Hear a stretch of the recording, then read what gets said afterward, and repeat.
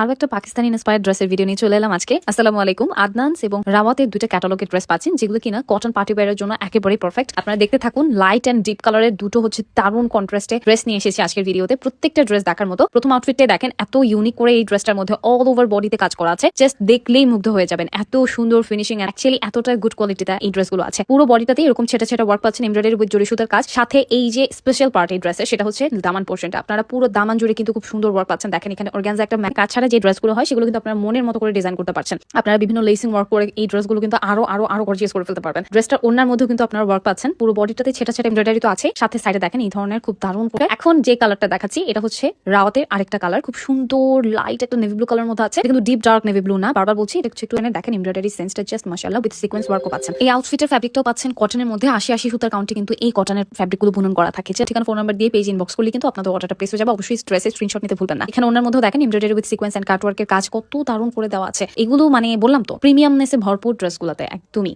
সবকিছু